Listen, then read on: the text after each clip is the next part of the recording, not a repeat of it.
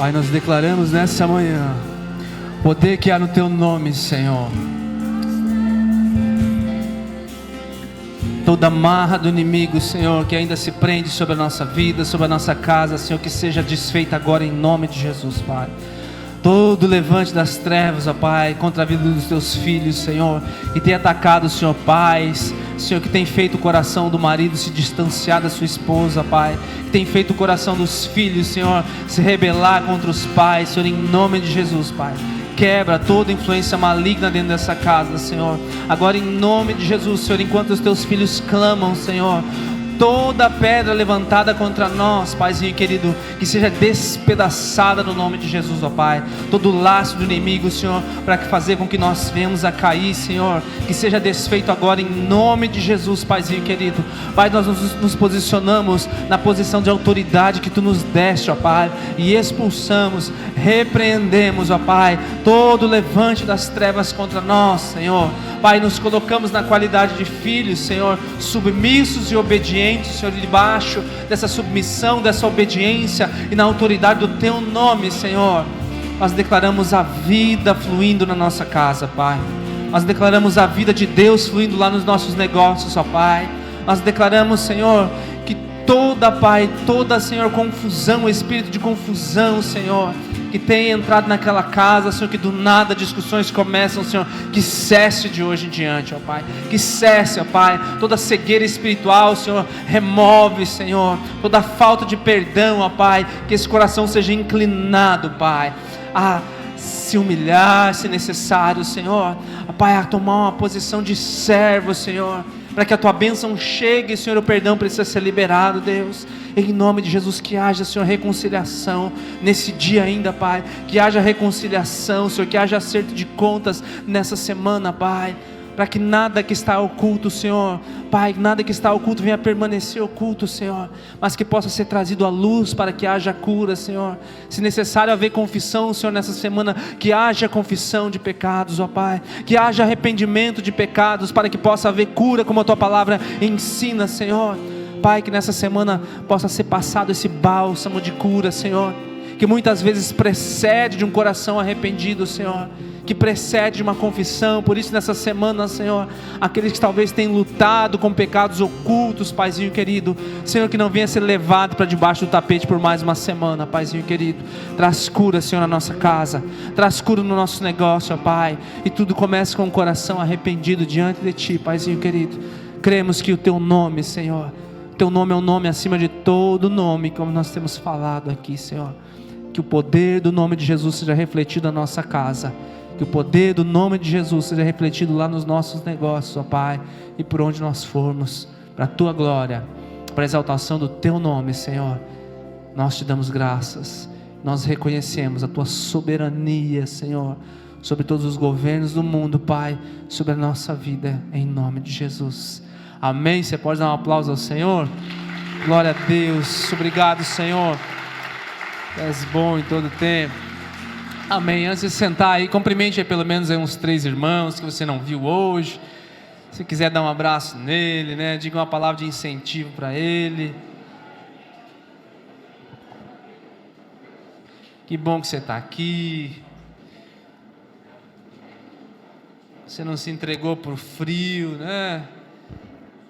Você que chegou depois, aí pode ver os lugares vazios, principalmente aqui na frente, pode ocupar, o pessoal que está de pé lá atrás. Que bênção, né, gente? Tá frio aí, não? Nada, tá bom, né, gente? Essa semana, evidentemente, para nós aqui, ficou um pouquinho mais frio, mas estava comentando com a minha esposa, nós viemos de Curitiba, o pessoal que veio lá mais de cima, ou veio da Serra, o pessoal que veio aí lá do Rio Grande do Sul sabe, né, que isso aqui não é frio de verdade, só um presságio, né? Então a gente dá graça. Obrigado, Senhor, porque hoje eu pude lavar meu rosto de manhã sem os meus dedos caírem na hora de eu lavar, colocar a mão na pia, né? Então isso ainda tá bom. Gostaria que você abrisse a sua Bíblia, hoje está bem fácil, lá no último livro de Apocalipse. Eu quero iniciar uma série contigo de mensagens, 7 semanas, Nós vamos falar sobre as 7 igrejas do Apocalipse. Apocalipse é um livro aí que para muitos, nossa, muito complicado, pastor, não leio, não sei, não entendo. Para uns, não, é um livro que é feito só para o final dos tempos, tem muita polêmica aqui, o que acontece, o que deixa de acontecer. Então nós vamos ficar nessa série nos 3 primeiros capítulos.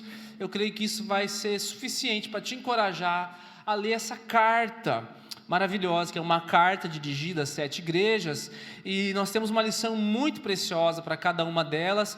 Hoje, nessa primeira palavra, eu vou gastar um bom tempo fazendo o contexto, o pano de fundo, né? Eu vou entrar nessa primeira igreja, que é a igreja de Éfeso, mas lá no finalzinho, não vamos entrar em tantos detalhes, né? Mas nas próximas semanas, algumas coisas até que estão aqui no capítulo 1, ou que são dirigidas para a primeira carta, eu vou elucidar lá na terceira semana. Então vou gastar uma boa parte aqui fazendo a introdução dessa série, o contexto pelo qual ela foi escrita, né? Então quando chegar lá no ponto 1, não se assuste, não é que eu vou começar a pregação lá, que está tudo programado, ok? Apocalipse, nós vamos ver o capítulo 1 e 2, você pode deixar aberto aí, se você puder, no capítulo 1 já, nos primeiros versos, nós vamos ler o que a palavra de Deus nos diz aqui. Eu vou ler os 4 primeiros versos para vocês, depois nós vamos, junto com vocês, né?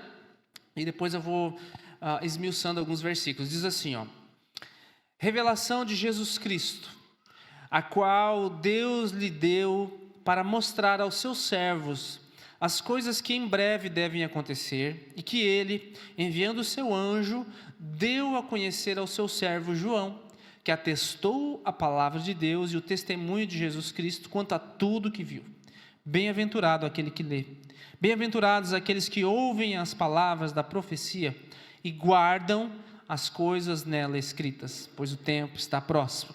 E aí o verso 4, João, as 7 igrejas que estão na província da Ásia, que a graça e a paz esteja com vocês, da parte daquele que é, que era e que há de vir, da parte dos 7 Espíritos que estão diante do seu trono, e da parte de Jesus Cristo, a fiel testemunha, o primogênito dos mortos e o soberano dos reis da terra. E aí começa aqui João a dirigir uma carta.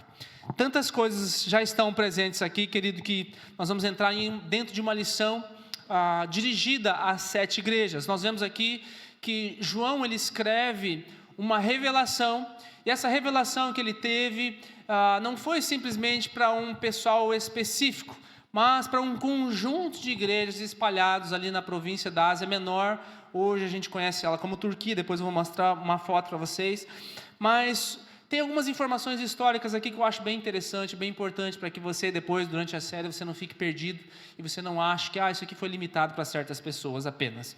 O livro de Apocalipse, ou a carta de Apocalipse, ela foi escrita por volta ali mais ou menos de 95 a 96 depois de Cristo. Isso nos dá uma certa informação, porque Jesus nasceu, de fato, ali os historiadores eles divergem um pouquinho, mas hoje é consenso, entre 4 a 6 antes de Cristo. Nossa, pastor, mas não faz muito sentido, como é que Jesus nasce antes dele mesmo? É que essa cronologia que nós temos hoje,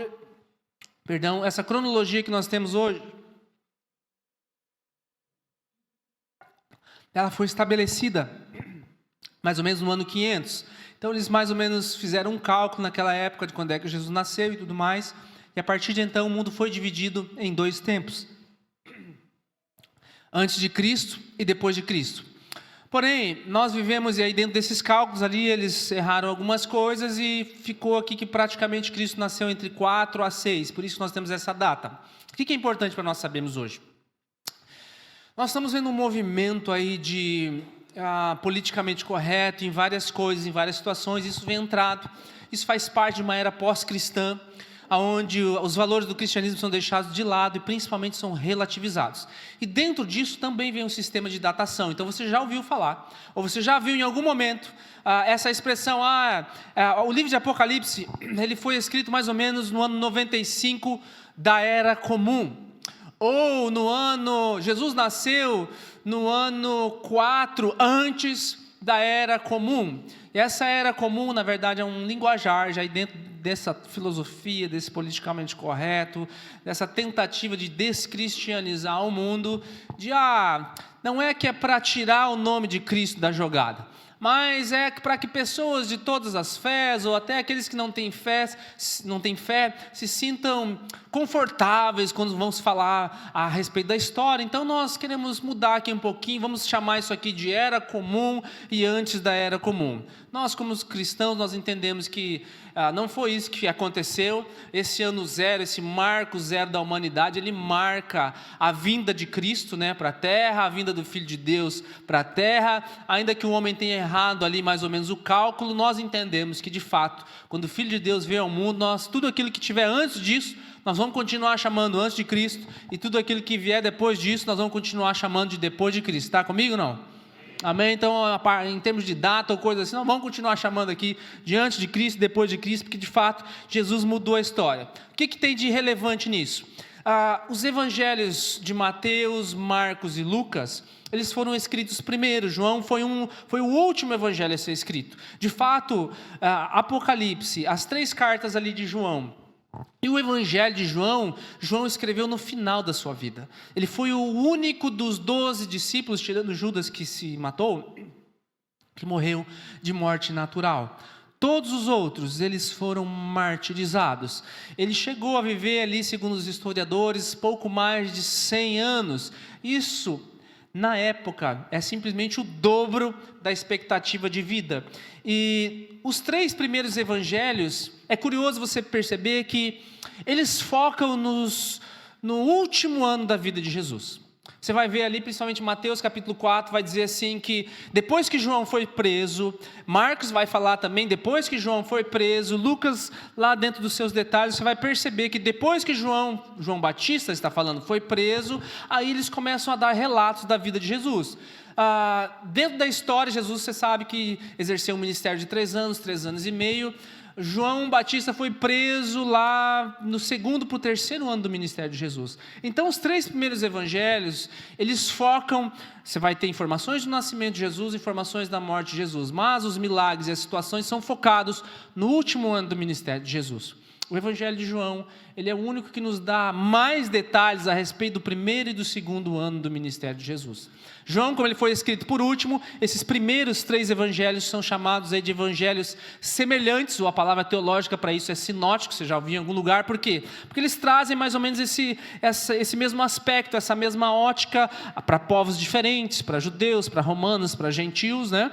Mas a história ali é basicamente a mesma, os milagres são os mesmos. João, ele começa diferente, ele é escrito de uma maneira diferente, ele não começa contando a história, ele não começa contando a genealogia. Esse é o mesmo João que escreve Apocalipse, ele começa dizendo algo muito diferente. Ele usa uma palavra para iniciar o seu evangelho, chamada assim, no princípio. E é a mesma palavra com que a Bíblia é aberta, né? O Gênesis, a primeira palavra que está lá no Gênesis capítulo 1, verso 1 é no princípio. João começa a se referir a Jesus como o Filho de Deus, aquele que veio, cujos nossos olhos viram, nossas mãos tocaram, né? Vimos a sua glória, a glória como unigênito do Pai, enfim. João, ele tem um aspecto diferente. E dentro desse aspecto diferente que ele resolve escrever lá no final da vida dele, é mais ou menos, gente, 65 anos depois que Jesus havia ressuscitado. São coisas muito peculiares, mas depois eu vou juntar tudo isso aqui para você entender por que isso é importante. Mais ou menos 5 anos depois de Jesus ressuscitar, que Jesus aparece a Paulo, né, lá no caminho de Damasco. Paulo tem um encontro com Jesus, enfim, começa toda uma questão de evangelização mundial mais efetiva, mais prática, e 65 anos depois, Jesus aparece realmente para João, quando ele está num lugar muito peculiar também. João está exilado numa colônia penal. Não está na Bíblia, mas a história nos diz que o imperador Domiciano, depois uma série de imperadores muito cruéis, Domiciano foi um deles, começou uma perseguição sobre os cristãos, e a história diz que João foi preso, né? O senhor João, que era membro da igreja de Éfeso, essa primeira igreja ali, ele era membro. Timóteo filho na fé de Paulo, era pastor ali nessa igreja de Éfeso. João, muito provavelmente, foi um membro de longa data, junto com Maria, mãe de Jesus. João é aquele que acolhe Maria depois da morte de Jesus, quando Jesus fala, eis aí a tua mãe, eis aí o teu filho. Na cultura judaica, isso é uma demonstração, uma declaração de que João se torna agora responsável por Maria. Jesus era o primogênito dos filhos, ele deveria cuidar quando o pai falecesse. Enfim, é toda uma questão cultural ali. João, muito provavelmente, então, acolhe Maria na sua casa, a fim de sustentá-la, leva ela para Éfeso. Eles membraram lá naquela igreja de Éfeso durante um bom tempo. Então João sabe do que ele está falando, ele passa um bom tempo naquele lugar, e agora Maria já tinha morrido, ele já agora está mais efetivo na obra, em várias outras coisas, e em um determinado momento começa essa perseguição, e esse imperador chamado Domiciano traz João também preso. Diz a história que tentaram matar João de diversas formas, inclusive colocando ele num caldeirão de óleo fervendo, e por alguma razão ele não morria. Então resolveram jogar esse velhinho aí, Highlander, né, meio que imortal, lá na Alcatraz da época, na colônia penal da ilha de Patmos. É uma ilha lá próximo à Turquia, hoje a Turquia, e João ficou lá. Eles acharam que ele ia morrer lá. A história também diz que ele não morreu, também não foi lá que ele morreu, ele voltou para o continente depois, morreu de velhice, né? Mas lá dentro dessa colônia penal, dentro dessa ilha de Patmos, em um determinado momento, no dia do Senhor, a palavra diz, no primeiro dia da semana, um domingo como esse, um domingo como nós vivemos hoje, João tem uma revelação. Jesus, o próprio Jesus aparece para ele. Se você tem aquela Bíblia aí que tem as palavras de Jesus em vermelho, você vai perceber que o capítulo 2 e o capítulo 3, que são as palavras dirigidas às 7 igrejas, elas são praticamente todas em vermelho. Isso significa que é o próprio Jesus falando a maior parte do tempo, e é isso que nós vamos estudar aqui nas próximas semanas. Mas algo muito curioso é que o Senhor João, né, o irmão João, já idoso, membro de longa data, um dos últimos discípulos a estarem vivos, o que ele teria para nos dizer no final da sua vida? Ele escreve o seu evangelho, ele dá um foco na divindade de Jesus. Ele escreve 3 cartas que, se você puxar 2 páginas para trás, você já vai ver ali quais são as primeira, segunda e a terceira carta de João. E a ênfase de um discípulo de Jesus, que era um dos mais novos discípulos de Jesus, agora é um dos últimos que ainda está vivo, já perto dos seus 100 anos de idade. O que ele tem para nos dizer? O que uma pessoa tão sábia, uma pessoa que teve contato com o próprio Jesus, que viu o próprio Jesus, que agora tem uma nova revelação de novo para o próprio Jesus, o que ele tem de ênfase para dizer? Já parou para pensar? Você que talvez tenha a oportunidade de conversar aí com o seu pai, que aí já está numa certa idade, ou com o seu avô, enfim, o que uma pessoa de idade, você senta com ela para conversar, quais são as palavras de sabedoria que ela teria para te dizer?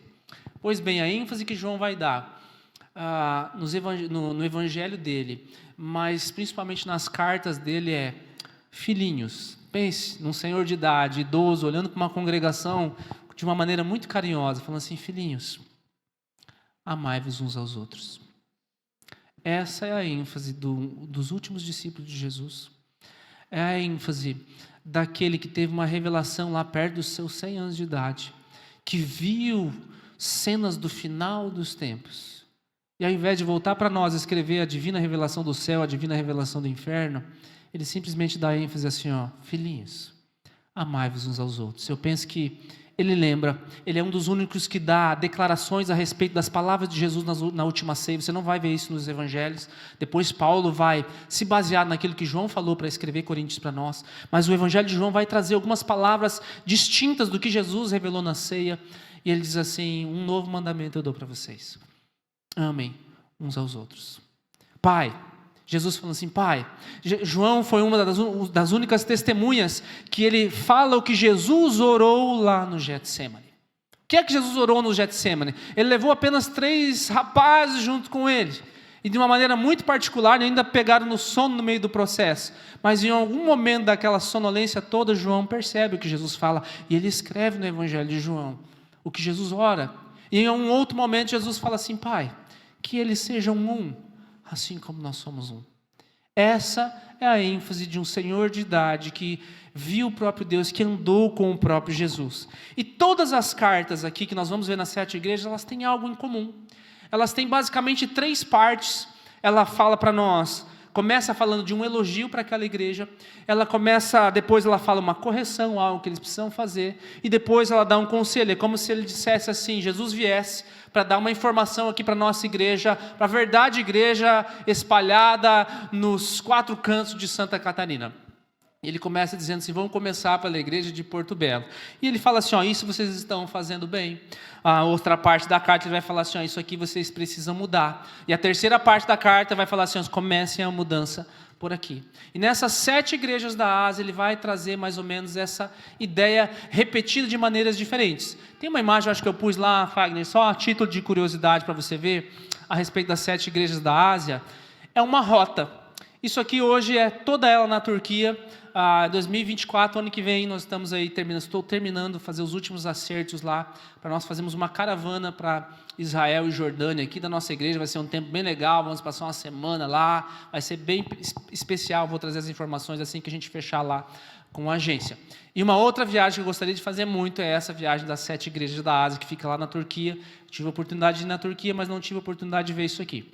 Mas se você perceber, começa por Éfeso, ali embaixo, e vem subindo. Semana que vem a gente vai falar sobre Esmirna, terceira semana a gente vai falar sobre Pérgamo, onde eu vou esclarecer aqui a questão dos nicolaítas, que está embutido ali. E aí depois você vai fazer o círculo até terminar em Laodiceia. São igrejas próximas, mas isso é uma rota comercial. Por que que Jesus dá uma revelação para eles assim? Não é à toa, gente. Jesus não escolhe, para quem que eu vou revelar? Vamos tirar no sorteio aqui para onde vai. Tem toda uma razão de ser disso tudo. A partir dessa rota comercial, todas as outras igrejas espalhadas em todo o império iriam receber aquilo que estava acontecendo. São igrejas importantes, são igrejas relevantes. Hoje, se você for olhar lá em Éfeso, é uma igreja litorânea. Se você for lá, ainda existem ruínas muito conservadas, né? Depois de Roma, que é a cidade romana mais conservada do mundo, tem Jaresh, na Jordânia, que é a segunda cidade romana mais conservada. Depois você vai ter Éfeso. Tem tantas evidências históricas, aconteceu algo lá. Teve uma igreja que a partir dessa igreja nós recebemos uma carta também, que nós conhecemos como a carta aos Efésios, que Paulo vai escrever para quem? Para essa turma que morava nessa região. Então é importante você entender que não há muita distância entre uma e outra, mas existem particularidades diferentes entre uma e outra. É como se nós olhássemos aqui, nós estamos plantados aqui, Deus nos levantou aqui, mas existe uma igreja plantada aqui por nós também em Tijucas, uma ali em Balneário. Se você andar mais para frente, tem uma lá em Florianópolis, um pouquinho mais adiante tem em Laguna, tem em Tubarão, tem lá em Sara, enfim, nós vamos crescendo e vamos nos espalhando nos arredores por onde nós estamos. E alguns estudiosos, eles olham para essa carta e olham para essas igrejas pensando assim, essas cartas ou essas revelações para essas igrejas, elas não foram apenas para elas.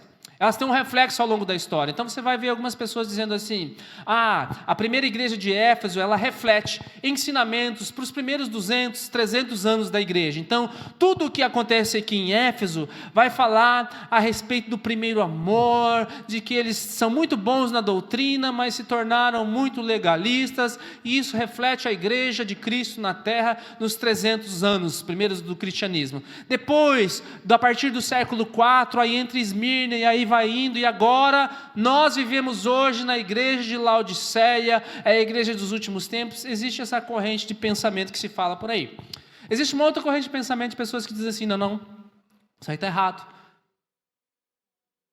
Essa carta, está escrito aqui, são cartas de João às 7 igrejas da Ásia. Então tudo que está escrito aqui foi escrito especificamente para aquela turma naquela época, não tem aplicação nenhuma para o nosso tempo. Né? O que isso é importante? Ou ainda tem uma outra turma que fala assim, não, nada a ver essas coisas que vocês falaram. Essas coisas, esse negócio do livro do Apocalipse, essas cartas, é só para o final dos tempos. Quando chegar a grande tribulação, aí nós vamos entender do dia para a noite tudo isso. Eu não penso que seja nenhuma dessas 3 coisas aí.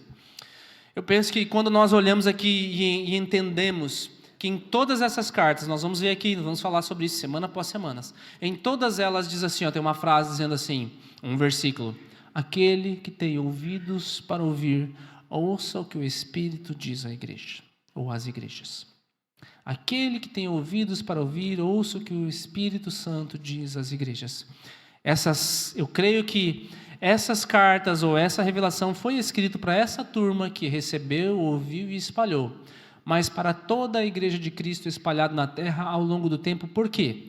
Porque se você for olhar a tua Bíblia para trás, querido, isso é bastante importante que você entenda. Como eu falei para você, teve uma carta de um certo cidadão chamado Paulo, que ele não escreveu para Porto Belo, ele escreveu para Éfeso, que nós chamamos de a carta de Paulo aos Efésios, mas nós pregamos aqui, entendemos que os princípios e as verdades escritos para os Efésios está para nós. Não está aqui essa igreja porque ela está mais para lá, mas tem uma outra carta que Paulo escreveu para um pessoal que morava em Filipos, que nós conhecemos como a carta aos Filipenses, que também nós lemos e aplicamos para nós. Tem uma outra turma que morava em Colosso, uma outra turma que morava na Grécia, em Corinto, que nós recebemos como os Colossenses, que nós recebemos como a carta aos Coríntios. Tem uma outra turma que morava em Tessalônica, que nós recebemos como a carta aos Tessalonicenses. Uma outra turma que morava na Galácia, que nós recebemos como a carta aos Gálatas. Então eu entendo que essas cartas aqui, ou essa carta embutida no livro de Apocalipse, entregue às 7 igrejas da Ásia, ela tem um reflexo sobre a nossa vida hoje.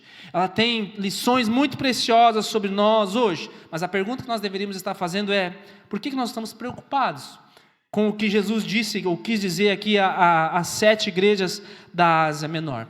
Justamente por esse versículo que se repete vez após vez em cada uma dessas cartas. Aquele que tem ouvidos para ouvir o que o Espírito Santo diz às igrejas, ouça. Tem muitas coisas que o Espírito Santo quer nos dizer aqui ainda hoje. Você crê nisso? Tem coisas preciosas aqui. Eu creio que elas foram cartas literais.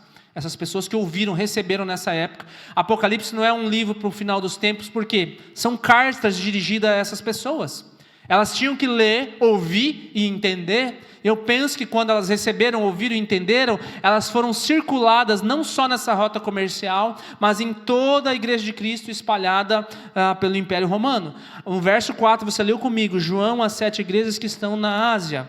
Aí aqui tem algumas instruções dentro desse capítulo 1. Se você olhar aí comigo no verso 11, acompanhe comigo. Escreva num livro que você vê e envie a essas 7 igrejas. Quais são as igrejas? Éfeso, Esmirna, Pérgamo, Tiatira, Sardes, Filadélfia e Laodiceia. Cada uma o nome de uma cidade. O verso 12 vai dizer assim, o João fala: voltei-me para ver quem falava comigo. Voltando-me vi 7 candelabros de ouro. Entre os candelabros, alguém semelhante a um filho do homem, com uma veste que chegava aos seus pés, e um cinturão de ouro ao redor do peito. E aí começam umas coisas esquisitas. Cabelo branco como a neve, reluzente, pés como bronze, enfim, começa uma linguagem meio complicada, e aí as pessoas estão vendo, Apocalipse não é para ser entendido, Apocalipse é um negócio para ser revelado, eu não entendo, o que eu vou fazer com isso aqui no meu TSD? Calma, leia, termine de entender, peça a revelação. Aquele que tem ouvidos para ouvir, ouça. E aí no verso 20 ele já resolve esse probleminha. O que é candelabro de ouro? O que é 7 estrelas na mão? Da boca dele sai uma espada de 2 gumes. Que negócio é esse? Calma, leia. Verso 20 vai dizer assim, esse é o mistério das 7 estrelas. Ele já vai revelar que você viu em minha mão direita e dos 7 candelabros. As 7 estrelas são os anjos das 7 igrejas. E os 7 candelabros, as 7 igrejas. Então, por isso que a imagem ali da nossa série é um candelabro. Ali está, evidentemente, a menorá, para dar os 7 iluminações ali, né? Mas o fato é que ele fala assim, esse candelabro aí são as igrejas. Aquele que está falando, nós vamos ver que é Jesus que está falando, tem várias, é ali que ele vai falar: eu sou o alfa e o ômega, aquele que morreu, mas ressuscitou, enfim, é Jesus dando a revelação. Ele diz que cada igreja é um candelabro. Isso significa que nós somos a luz, amém? Não somos a luz, querido. Um candelabro não é a luz. É diferente de uma lâmpada hoje moderna. Um candelabro, ele carrega a luz. Quem é a luz do mundo? Ele, Jesus é a luz do mundo. Mas agora ele diz assim, ele chama a igreja, nós somos aqueles que carregam a luz. Nós somos os portadores da luz. E por que isso é importante você saber? Porque Jesus ele vai citar uma parábola assim, não se coloca uma candeia ou um candelabro escondido. O que você faz com um candelabro? Você coloca em um lugar de evidência. Para que os outros vejam. Quando ele fala assim que a igreja é um candelabro, ele já está dando um papel para nós. Qual é o papel de uma igreja? Mostrar a luz, levar a luz de Jesus. Por que isso é importante? Porque às vezes nós nos confundimos, nós não somos a luz. Testemunho de uma das pessoas que caminhou com o pastor, já agora saudoso, evangelista Billy Graham, no final da vida. Billy Graham, no final da vida, estava com uma enfermidade que não permitia que ele andasse muito, se comunicasse muito, então ele se comunicava muito pouco. E esse pastor, que conviveu um tempo com ele, disse que cada conversa que ele tinha, onde ele, às vezes, as poucas vezes que o Billy Graham se expressava no final da sua vida, ele tinha apenas poucas palavras para dizer. E ele dizia assim, que às vezes ele conversava com o Billy Graham: olha, lembra daquela cruzada tal, quantas 1000 pessoas aceitaram Jesus naquele dia, e aquela outra cruzada tal, nossa, como Deus te usou, como foi maravilhoso. E às vezes ele compartilhava alguns sermões do próprio Billy Graham, nossa, que coisa maravilhosa. Ele disse que umas poucas palavras que o Billy Graham trocava no final da sua vida era essa assim, foi tudo ele, era tudo ele.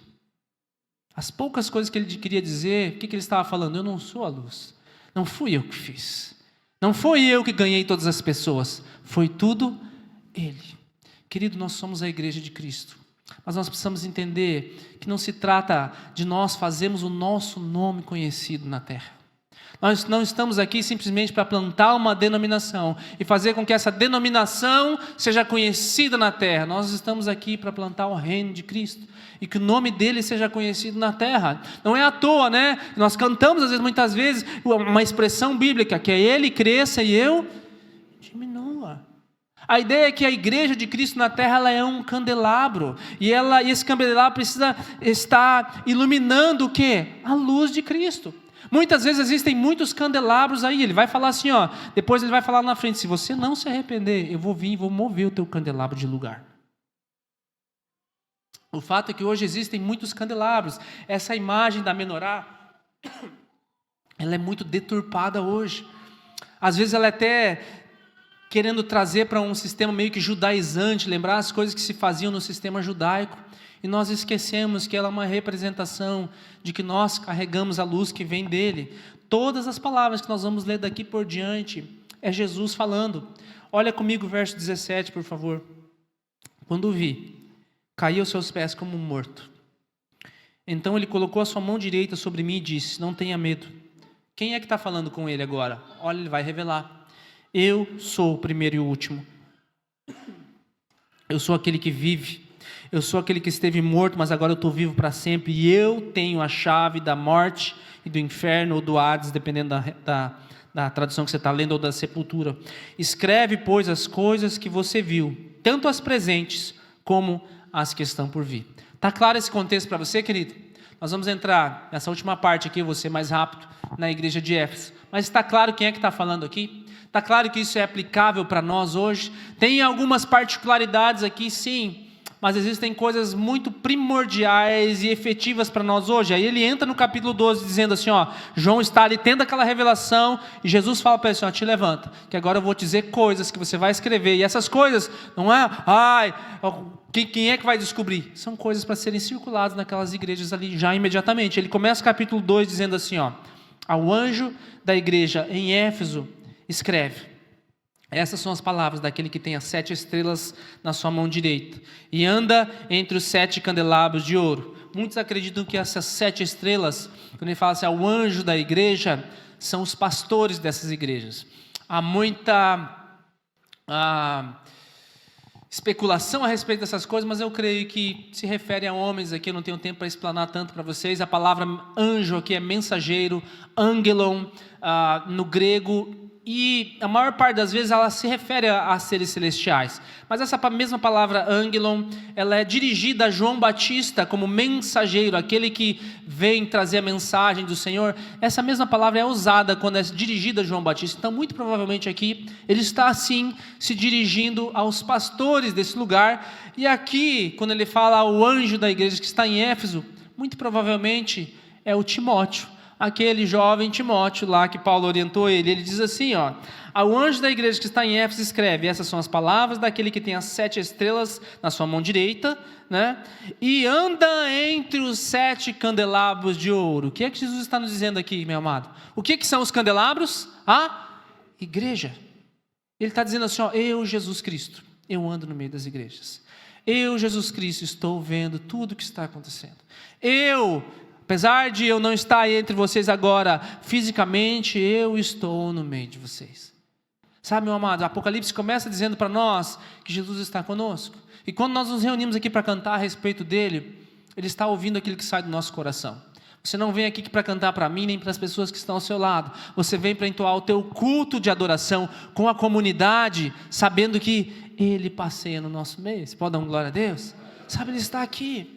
Ele está olhando o teu coração, ele está se alegrando com a tua tentativa de se lançar diante dele a cada semana, semana após semana. E o verso 2 começa com aquela primeira parte, o elogio, 2 e o 3.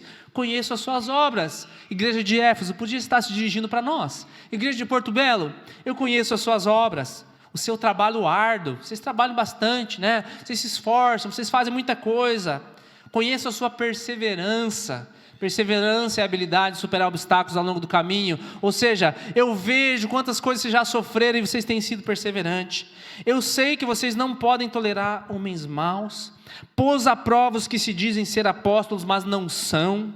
Descobriu que eles eram impostores. Vocês têm perseverado e suportado sofrimentos por causa do meu nome e não têm desfalecido. Essa é uma igreja que defende a pureza doutrinária.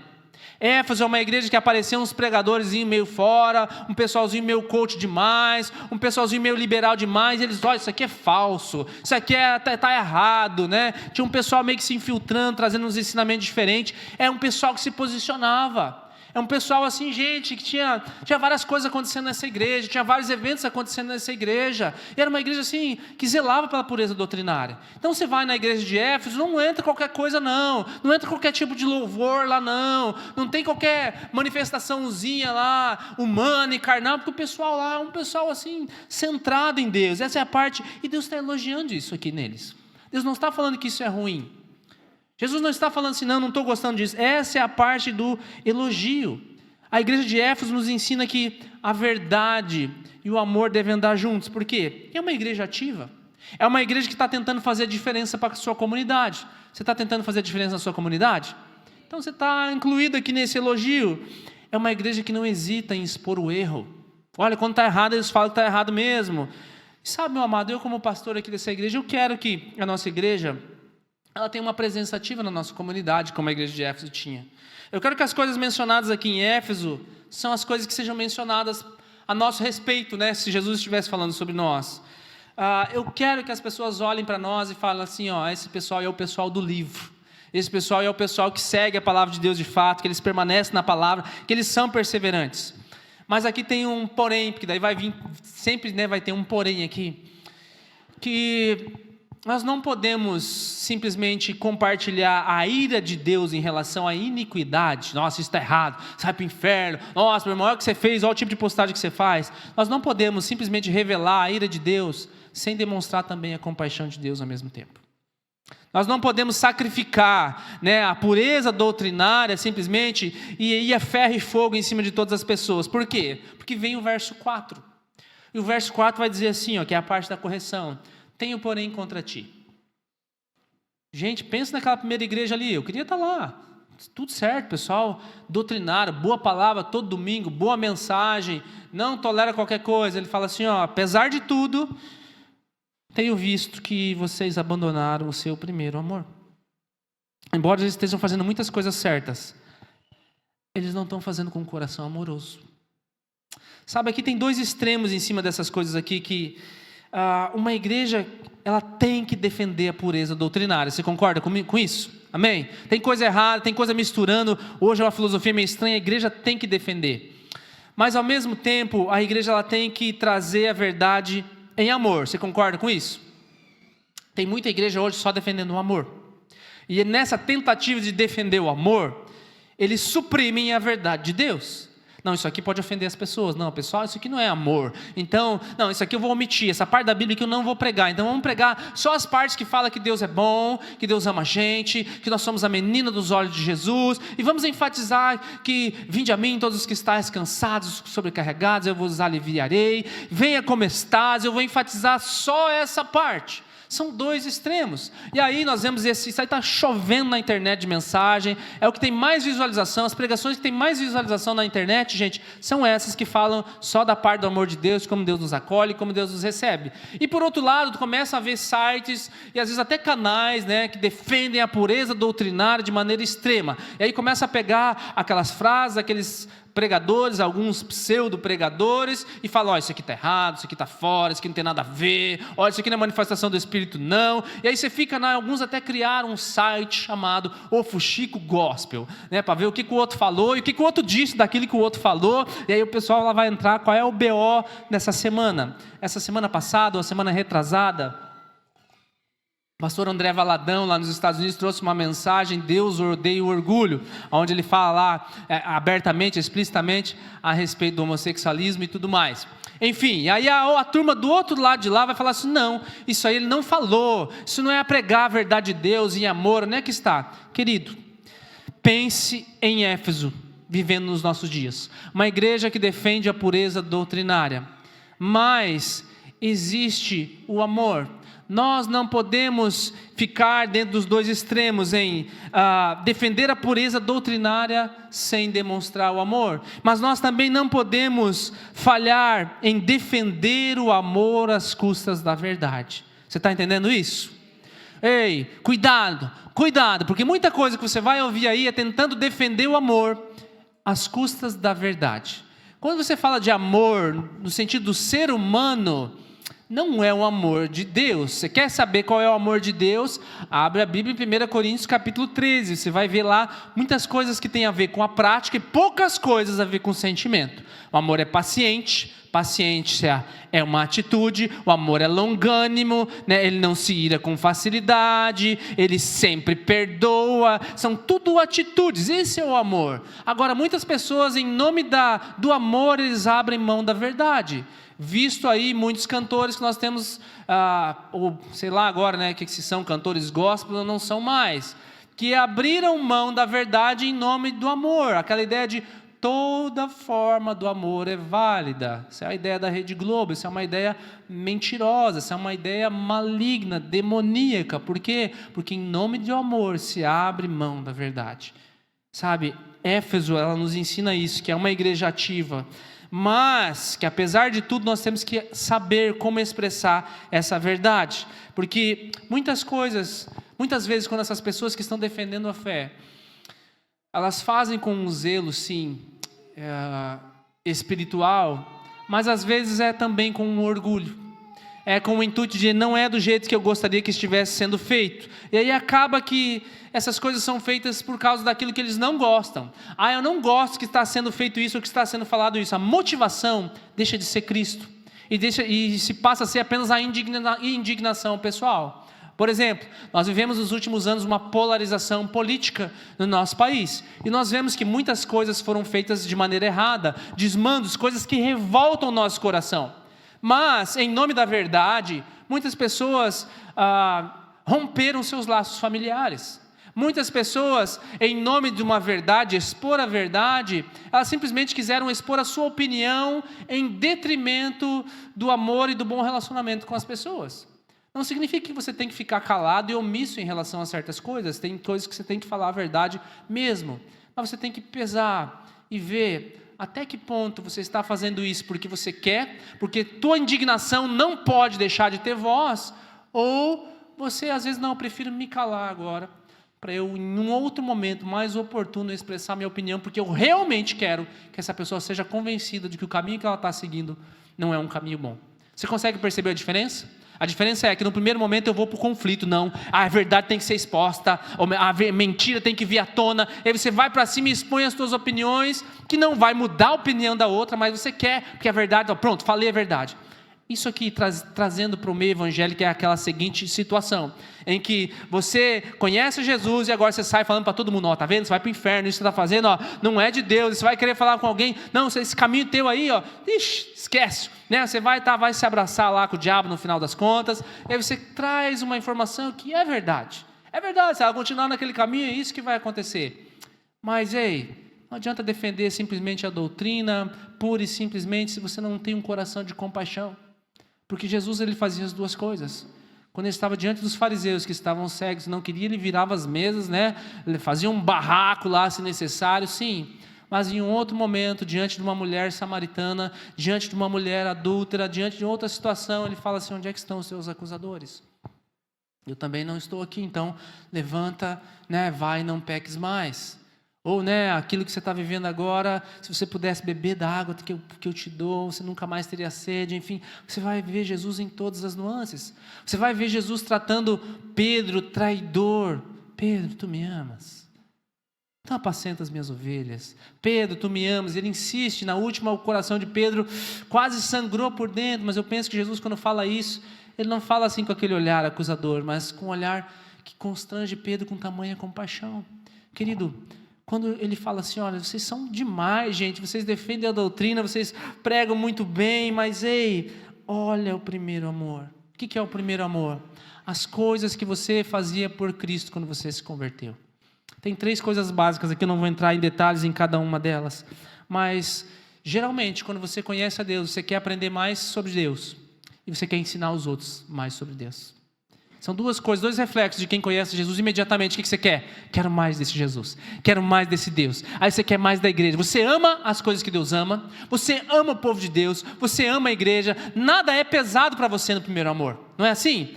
Pensa num casal apaixonado. Você que é adolescente, deixa eu falar com os meninos, isso aconteceu muito comigo.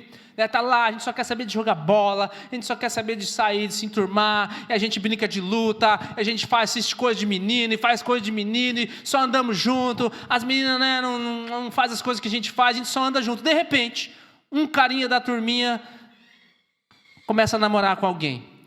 Some aquele rapaz da nossa turma, cadê ele? Na outra semana não chega atrasado no jogo, se vai no jogo, né? Começa a faltar, o que está acontecendo? O que está acontecendo com ele? Vai ver, ele está apaixonadinho. E aí quando você vai conversar com ele, que antes era só futebol, era luta, era isso e aquilo, ele começa a falar, é porque a fulana não sei o quê, é porque a fulana não sei o quê. E de repente aquele cara, né, que só fazia coisa de homem, você pega ele parado no shopping o dia inteiro, só segurando bolsa e sacola e passeando para lá e para cá. Por quê? Porque ele está apaixonado. Quem está apaixonado, ele quer falar o tempo todo sobre a sua paixão. Isso acontece com as mulheres também, não é assim, gente? Essa é a ideia do primeiro amor. Sabe, a ideia do primeiro amor, ele fala assim, eu tenho porém contra ti, que tu perdeu o primeiro amor. Onde é que está o primeiro amor? É aquela paixão pelas coisas de Deus, por estar com Deus, por aprender as coisas de Deus. E tem 3 coisas que acontecem aqui, que é a adoração. Nós temos isso dentro de nós, né? A adoração, o conselho que ele dá no verso 5 é, lembre-se de onde você caiu, arrepende-se, pratique as primeiras obras que você praticava do princípio, porque se você não se arrepender, eu virei a você e tirarei o seu candelabro de lugar. É aqui onde eu quero concluir a palavra, que é o quê? Volte para as primeiras obras. Sabe, o primeiro amor é, eu quero Deus o tempo todo, eu quero falar de Deus o tempo todo, e eu quero trazer Deus para todo mundo. E o que a gente fazia de início? Adoração, palavra e testemunho. É isso que basicamente circunda o primeiro amor, né? A adoração envolve oração, então você quer estar com Deus, você quer estar com aquela pessoa, você quer conversar com ela, você quer testemunhar, porque você quer falar dela. Quando você está com seus amigos, você está falando do teu namorado, da tua namorada, enfim. E o segundo, você vai buscar aquilo que ele sabe. Então são 3 coisas que quando a gente recebe a Jesus, a gente faz com muita intensidade. E são 3 coisas que Satanás vai usar sempre para te afastar do primeiro amor. O que Satanás vai usar para te afastar do primeiro amor? A primeira coisa é tirar a tua intimidade com Deus. Sempre a área que Satanás vai usar para te afastar do corpo dele é afastar a tua intimidade com Deus. E como é que você perde a intimidade? Igual no casamento. Começa não compartilhando certas coisas. Tem certas coisas que eu compartilho, não, isso aqui agora é segredo meu. Não, isso aqui eu não vou falar para ela, porque vai que ela fica brava. Não, isso aqui ela não vai gostar, vai me repreender, então eu não vou falar. Então com Deus é a mesma coisa. Como é que a gente vai se afastando aos pouquinhos de Deus? Não, tem certas áreas, Senhor, aqui o Senhor deixa comigo, deixa que eu cuido aqui. Não, aqui não precisa o Senhor tocar, não, deixa eu fazer do meu jeito. Eu sei, eu não vou falar, nem vou perguntar isso aqui em oração, porque ele vai falar que não é bom, que ele não gosta disso aqui. É igual no casamento, gente. E aos pouquinhos vai gerando o quê? Um distanciamento de comunicação. E aí, você vai arrumando atividades diferentes e exclusivas, igual no casamento. O trabalho vai consumindo você a ponto de que você agora tem pouco tempo com ela, ou pouco tempo com ele. Os teus hobbies vão consumindo o teu tempo que você tinha. Você tem agora mais prazer de estar fora de casa do que dentro de casa. É igual na igreja. Você começa a se envolver com outras coisas, você não tem mais vontade de estar aqui. Você tem vontade agora de ficar longe, de afastar, porque lá em casa eu vou ter confronto. Lá em casa eu vou ter coisa para resolver, eu vou ter que tocar em assuntos que eu não estou a fim de tocar. E aos pouquinhos, aquele relacionamento conjugal vai ficando frio e gerando uma desconexão, até o ponto que aí sim vai acontecer um adultério, vai acontecer uma divisão, vai acontecer alguma coisa. Por quê? Porque aos pouquinhos o distanciamento foi acontecendo. Satanás continua usando isso aqui do mesmo jeito. Ele sempre vai atacar a tua intimidade com Deus. No começo, quando você se converte, você quer conhecer a Deus, você quer orar, você quer colocar músicas de adoração, você quer falar dele para as pessoas. E para você saber se você está tão fora, é só você perceber quanto tempo faz que você não testemunha de Cristo para as pessoas de fato. Quando é que Cristo entra na tua conversa com os teus amigos, com os teus familiares? Só no dia do funeral? Só no dia da doença? Aos pouquinhos nós vamos percebendo que isso é uma característica nossa, querido. Sabe, Satanás sempre vai tentar atacar a nossa intimidade com Deus. Por isso que você tem que zelar pela tua vida de oração.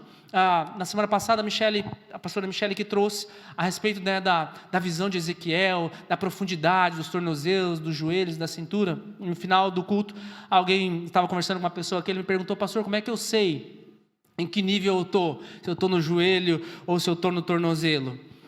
Depois de tanto pensar, de tanto falar, eu compartilhei assim: olha, não falei aquele dia essa frase, mas depois eu me lembrei. Eu acho que é uma frase do C.S. Lewis, que somente uma provação genuína vai provar se uma fé é genuína. Como é que eu sei que nível que eu estou? Quando a vida ficar agitada. Como é que eu sei que nível que eu estou na intimidade com Deus? Quando a tribulação vier e você permanecer firme.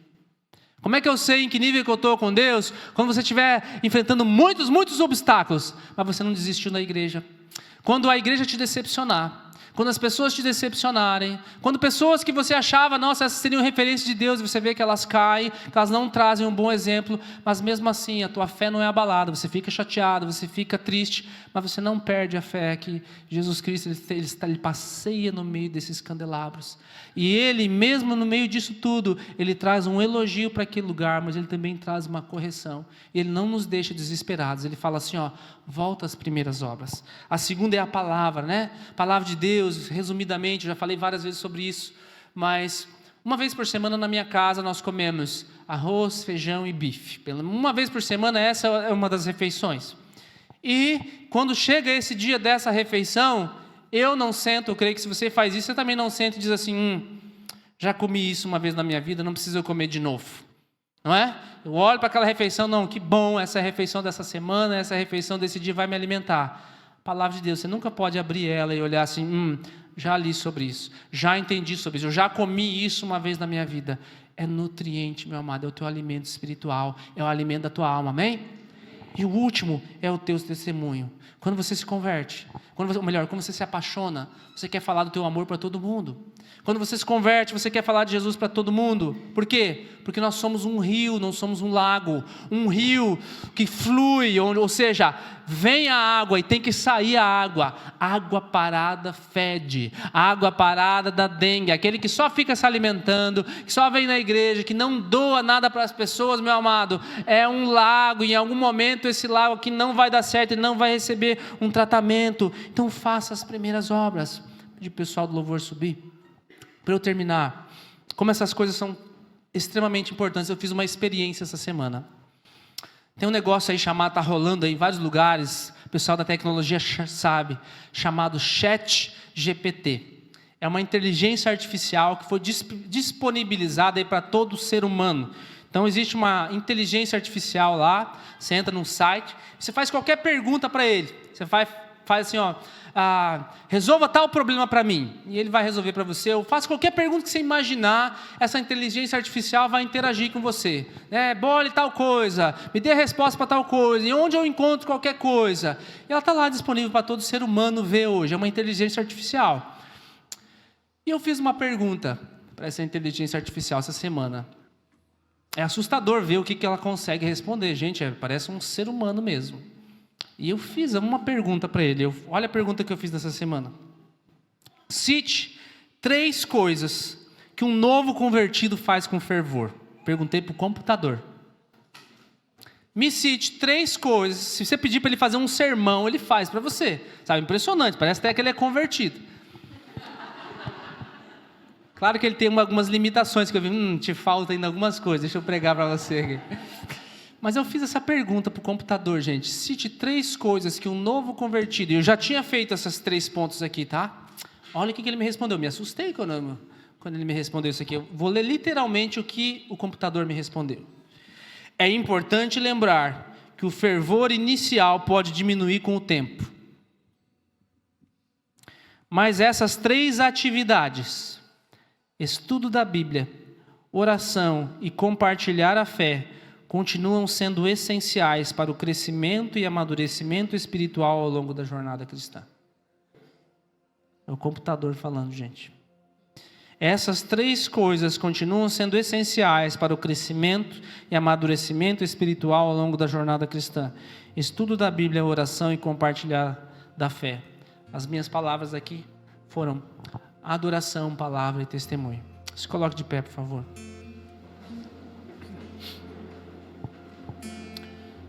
Eu não sei onde você está ao longo dessa jornada toda aqui. Nós vamos iniciar uma jornada longa. Hoje foi mais um contexto, uma introdução, bastante informação, eu sei. Foi mais informação. Mas é importante para você receber as próximas. Semana que vem nós vamos falar sobre a segunda igreja. E antes de nós entrarmos em minúcias doutrinárias e coisas que vão nos mover de lugar nas nossas próximas 7 semanas, a respeito de Apocalipse, da revelação, vai chegar a parte dos últimos tempos, coisas que vão acontecer, eu vou falar sobre o futuro. A última palavra, a gente está demais, né? Eu terminei essa semana lá, não perca. Mas tudo começa que, se eu não tiver o meu primeiro amor acendido, não funciona. E eu quero confessar para vocês que em alguns momentos... às vezes eu mesmo sinto que, nossa Senhor, hoje parece que o meu primeiro amor foi embora. E quando você sente isso, o sentimento é desesperador. Porque eu, mais do que todas as pessoas, às vezes eu deveria estar empolgado, mas tem dias que eu não estou tão empolgado. Mas eu quero contar para você qual é a maneira com que eu saio desse lugar. Isso vai acontecer, isso acontece com você volta e meia. Você não pode viver nesse eterno dia que o primeiro amor foi embora. Sabe o que eu faço quando eu sinto que o meu primeiro amor foi embora? Que eu sinto que eu não tenho vontade de testemunhar de Jesus. As pessoas estão falando dos problemas, hoje eu não quero falar. Hoje eu quero só ficar onde eu estou. Hoje o Senhor, não tenho vontade de fazer nada, Pai. Hoje eu estou olhando para as circunstâncias ao meu redor. E a voz da circunstância está mais alta do que a tua voz. É contraditório às vezes o que eu vou te falar, mas é isso aqui. A única forma de sair desse lugar é me comprometer com o ministério do Senhor. Sabendo que tudo que eu faço é por causa dele, não é por causa das pessoas. Sabe como é que eu saio desse dia que eu me sinto ruim, que eu não sinto vontade de testemunhar, eu não sinto vontade de ler a Bíblia, eu sinto que eu estou longe do Senhor? Isso acontece comigo também, em alguns dias. A única maneira como que eu saio desse lugar é, Senhor, eu me comprometo em me envolver com as pessoas por causa de Ti, não por causa das pessoas. Porque pessoas ferem. Em algum momento você vai se sentir ferido. Em algum momento você vai se sentir traído. Em muitos momentos você vai sentir assim, não vale a pena. Não vale a pena, você fala, mas elas não ouvem. Ou você fala, você se doa, e olha ainda aquilo que elas fazem. Querido, não é isso que me faz permanecer perseverante como a igreja de Éfeso. Não é o reconhecimento que eu recebo das pessoas. Não é o tratamento bom que as pessoas fazem. Não é os presentes que eu ganho no dia do meu aniversário, coisas assim. Não é isso que me faz permanecer no caminho. O que me faz permanecer no caminho e me doar ainda mais para a igreja de Cristo Não é o que a igreja de Cristo, pessoal, retribui para o pastor, a honra, a glória, a força e o poder para o pastor. Não é isso. É o que eu faço por ele. É o que eu percebo que aquele que tem as 7 estrelas nas suas mãos passeia entre os 7 candelabros. Eu creio que a cada semana que eu venho aqui, não importa como eu esteja me sentindo, se eu estou numa semana boa ou numa semana ruim, eu não sou o portador da luz. Eu simplesmente carrego a luz junto comigo.